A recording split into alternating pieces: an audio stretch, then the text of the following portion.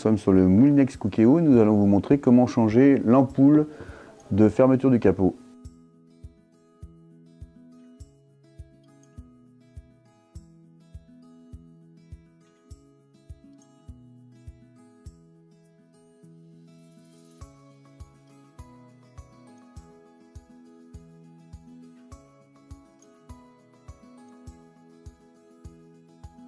Donc on va ouvrir ici, on va retirer le boulon qui tient la flasque, on va retirer la flasque, ici,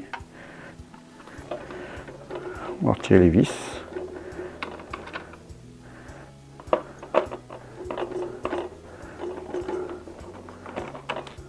voilà, on va retirer les deux suivantes, à chaque fois, hop, on récupère les vis.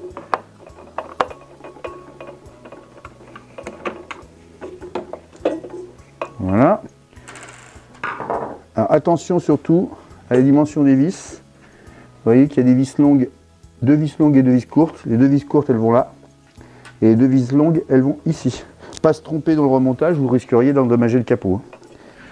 Donc une fois qu'on a retiré notre 4 vis ici, on va ici ouvrir la poignée, retirer le bouton de poignée. Alors pour le retirer, il faut réussir à retirer le cache chromé. Donc j'utilise un petit outil de ce genre là, en plastique surtout, hein, pour pas abîmer Donc il faut que j'arrive à passer les doigts dessous.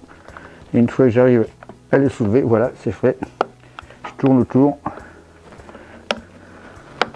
Voilà, et ça va s'ouvrir. C'est simplement enfoncer. Voilà. On a retiré le petit cache. Je vais le mettre ici, dans ce sens-là, pour mettre les deux vis que je vais retirer. Comme ça, je ne me tromperai pas de vis sur montage. C'est très important, la longueur des vis. Donc faites attention à ça. Voilà. Donc ça, je vais le mettre là. Hop. Et je vais mettre ça dessus. Comme ça, je sais que c'est tout le système ici pour le bouton. Une fois que c'est fait, il va falloir que j'ouvre ici. J'arrive à passer pareil ici. Donc je vais passer au niveau de la poignée là. Moi je travaille beaucoup avec du plastique pour éviter justement, voilà, pour éviter d'abîmer. Voilà, et là je vais faire le tour. Voilà.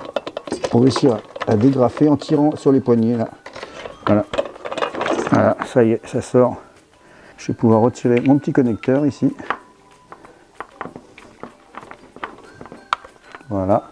Donc j'ai retiré mon capot, je vais pouvoir changer mon ampoule qui se présente comme ceci avec une vis sur un petit circuit imprimé. Je retire la vis, voilà. Je vais pouvoir retirer, hop, voilà. Et ça c'est une pièce détachée qui se change, donc on peut changer cette petite plaquette.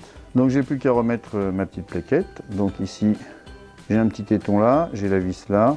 Donc je mets d'abord ici ma LED, je tourne pour voir, hop, voilà, je retrouve le sens, il y est, j'ai plus qu'à mettre ma vis,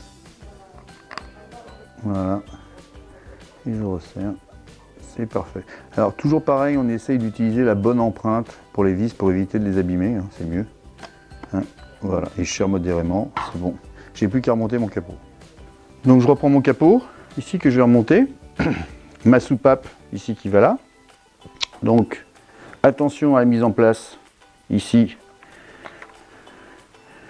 des joints. Donc je remets mon joint ici sur ma soupape. Vous voyez que j'ai une petite lèvre avec un méplat. Je vais le remettre ici.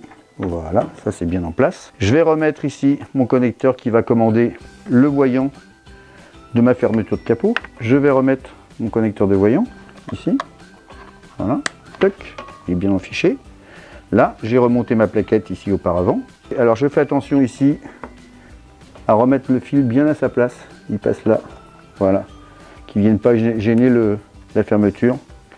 Ici, voilà. Et je vais remettre mon capot à sa place. Voilà, je vais appuyer, voilà. On entend les clics, c'est que ça se verrouille bien. Tout est en place.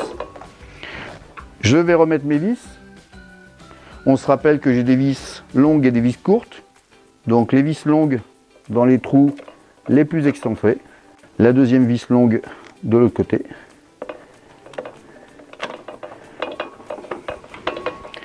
Les vis courtes de chaque côté du récupérateur de vapeur.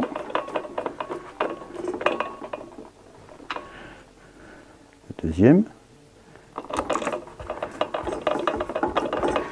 Alors toujours bien utiliser un tournevis cruciforme adapté pour pas abîmer les vis, c'est important.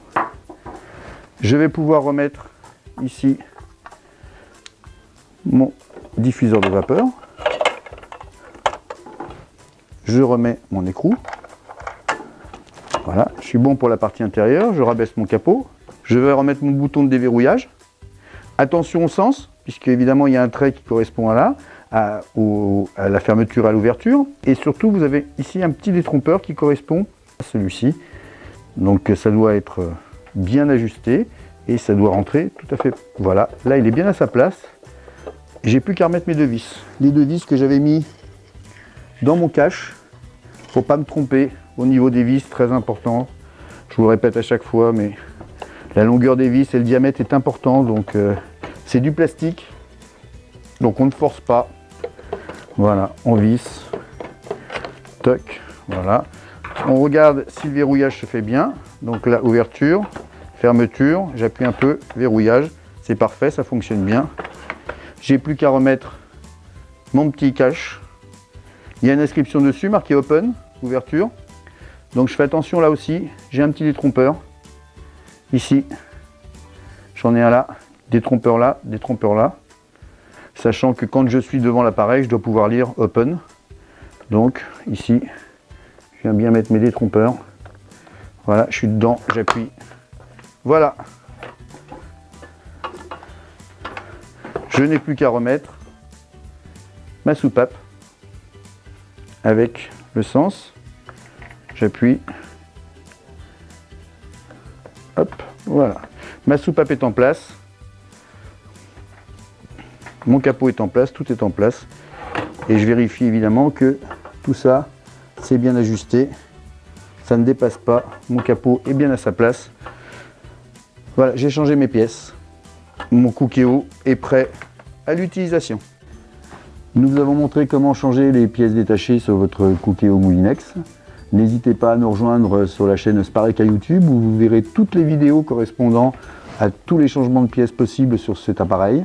Toutes ces pièces sont disponibles sur spareka.fr.